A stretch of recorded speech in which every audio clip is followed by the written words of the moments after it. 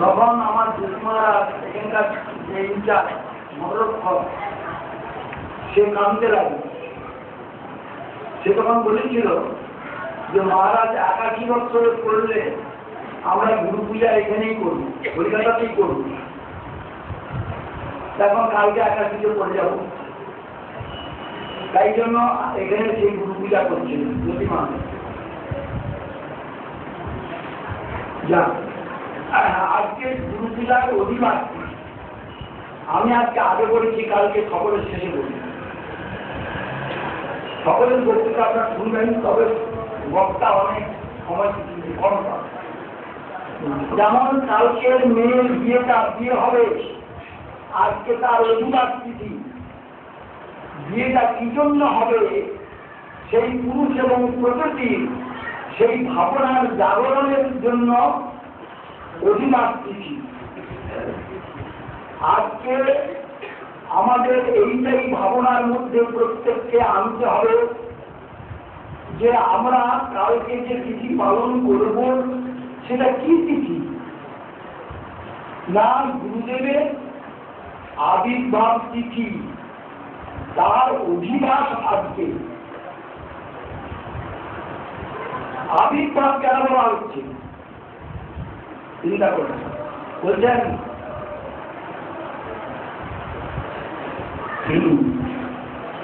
বলছেন যেমন ঈশ্বরের যেমন জন্ম মৃত্যু নাই, ঈশ্বরের জন্মও নাই মৃত্যুও নাই, বৈষ্ণবেরও তাই। বৈষ্ণবেরও জন্মও নাই মৃত্যুও নাই, দুটো নাই। তারা সেই জন্য বলা হয়েছে আবির্ভাব চিরভাব বেদে মাত্র হয়। প্রকৃত সদ্গুরু যারা, আমার গুরুত্বের অভাব আছে, কিন্তু এরা গুরু বলে বলছে, তিনি যে কতটা গুরু বলে মনে করছো তা আমি জানি বলতে পারবো না। গুরু জিনিসটি ভালো করে জনসাধারণকে উপলব্ধি করবার জন্য অনুরোধ জানান। গুরু সাধারণ বস্তু নন, এই জগতের কোন বস্তু নন, যার সংস্পর্শে আমার ভোগপ্রবৃত্তির জাগরণ হবে তিনি গুরু নন। গুরুর সংস্পর্শে গেলে পরে, এই জন্য গুরু শব্দ অন্ধকার, গুরু শব্দ নিরোধক, অন্ধকার নিরোধতার গুরু বিধিয়তে, যিনি অজ্ঞান অন্ধকারটাকে দূরীভূত করে দিতে পারেন তিনি গুরু। এই যে অজ্ঞানটা কি? অজ্ঞান তমের নাম করিলে পরিতপ, ধর্ম অর্থ মোক্ষ বাঞ্ছা আদি এই সব। অজ্ঞান তম কাকে বলেছেন? অজ্ঞান তমের নাম করিলে পরিতপ, ছলনা। সেগুলো কি? ধর্ম অর্থ মোক্ষ বাঞ্ছা, ধর্মের বাঞ্ছা, অর্থের বাঞ্ছা, মোক্ষের বাঞ্ছা, ওই দেবে পরিচয়ের মধ্যে বন্য। ছলনা ছাড়া কিছু নয়, ঠকানো ছাড়া কিছু নয়। এটাই বলেছেন পরিচয়। আবার কথা বলেছেন ধর্ম প্রজ্জিত পরিচয়ত্র পরম নির্মৎসরাম সদাম বেদ্যম বাস্তবমত্র বস্তু শিবরম তাপত্রজন্ম শ্রীমদ ভাগবতের মহামৃকৃতে কিংবা ঈশ্বর সদ্য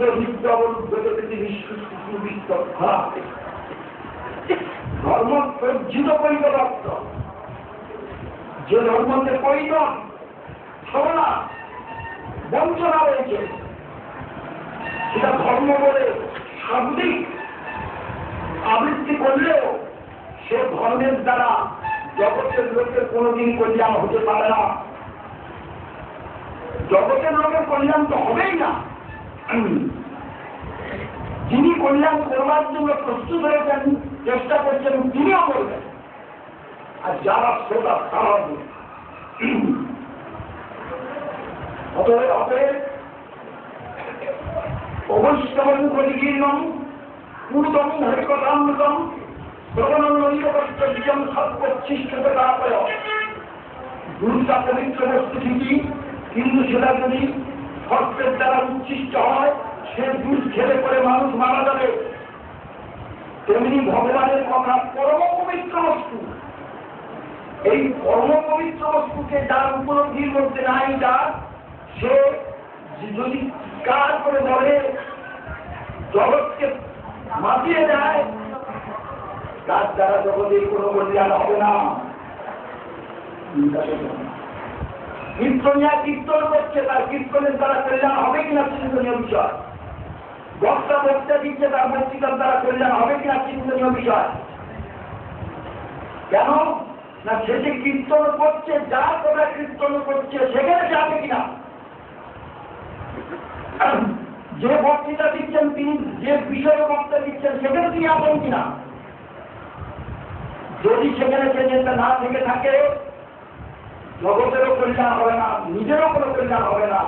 ওই তারা যেমন মরে পুরো ছাই হয়ে গেছে, আমাকেও তাই হতো। যে যত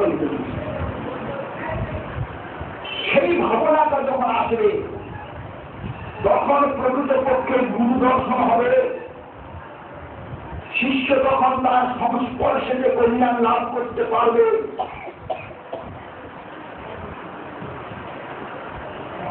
সমস্ত দাম্ভিকতা, অভিমান, অহমিকা এগুলোকে চূর্ণ বিচূর্ণ না করলে পরে কখনো গুরু কৃপা লাভ হয় না।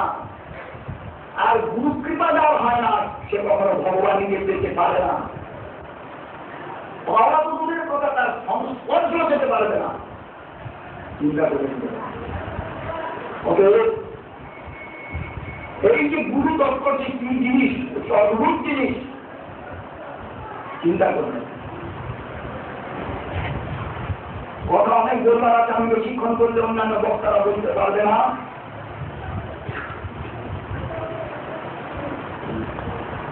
আমি 11 বছর বয়সে সন্ন্যাসী ছিলাম, কালকে 81-তে পড়ি। আমার বাবা মা আমার গুরুদেবের শিষ্য ছিল। আমি যখন চলে আসি,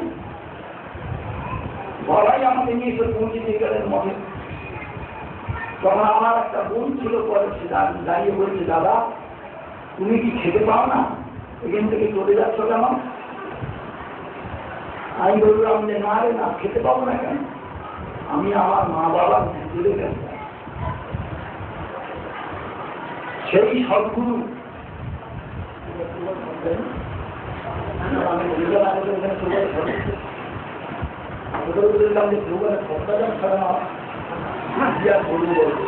আমি বলেছি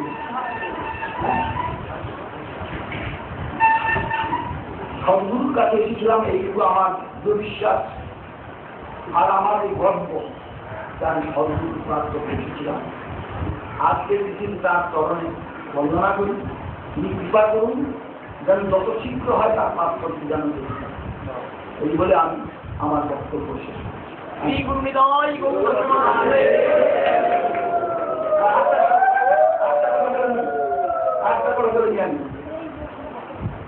রবি ঠাকুর একটা কবিতাতে লিখেছেন, গান হবে 2 জনে, একজন গাবে ছাড়িয়া গলা, একজন গাবে মনে।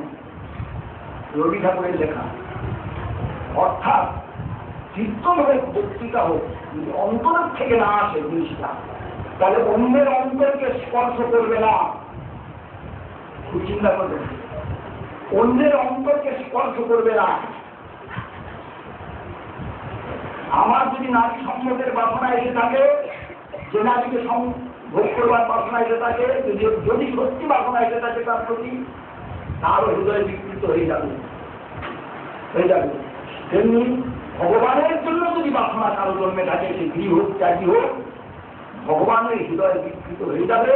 তিনি তাকে কোলে টেনে নেবেন।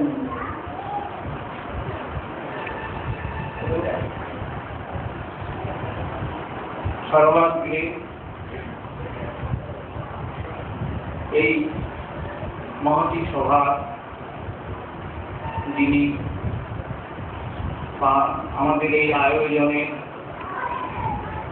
সফল করবার জন্য যিনি আজ আমার সেই কর্মরাজ্যতম সভাপতি আসনে অলঙ্কৃত করে আমাদের ধন্য করেছেন, যিনি আমার ন্যায় মহাঙ্গ জীবকে, সংসার সন্তপ্ত জীবকুলকে তাঁর কোটিচন্দ্র সুশীতল ছায়ায় আশ্রয় দিয়ে ধন্য করেছেন, সেই শ্রী গুরুপাদ পদ্মে অসংখ্য দণ্ড করে তিনি তার পাপ কর্ম হৃদয়ে আসন যেন হন, এই প্রার্থনা করে আমি আমার বক্তব্য শেষ করছি। বাঞ্ছা আজকে যে বিষয়বস্তু সেটা হলো আজকে অধিবাসী দিবস সম্বন্ধে গুরু মহাদেব বলেন, আপনার সবাই শ্রবণ করবেন।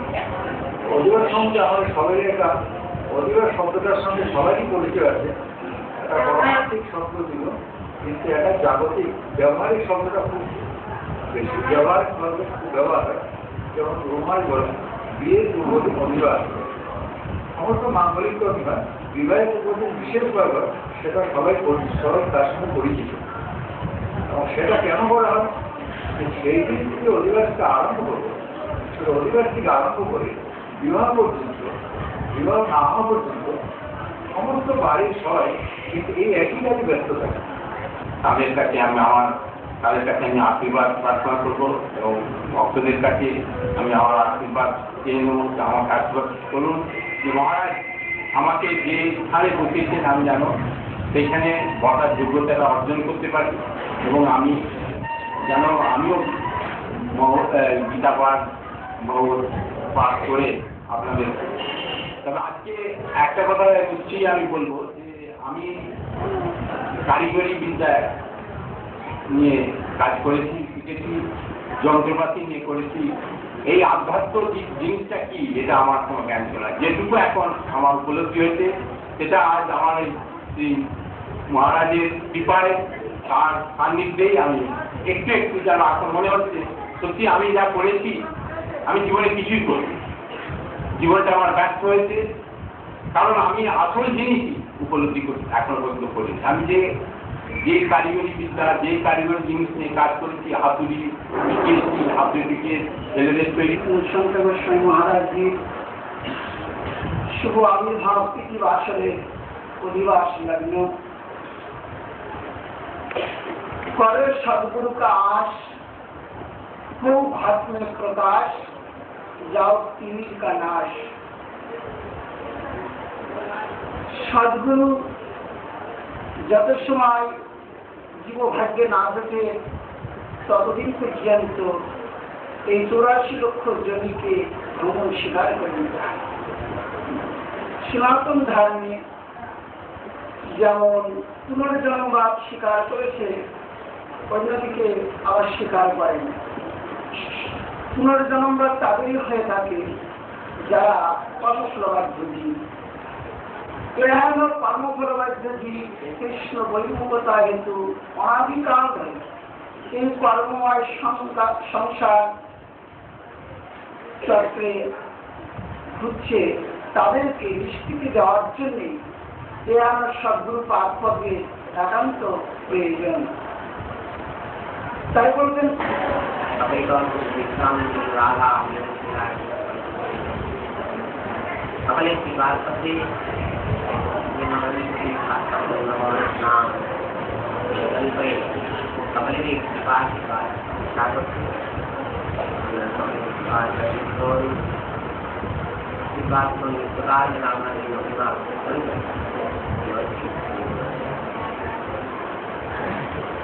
गुरु वैष्णव भगवान शरण है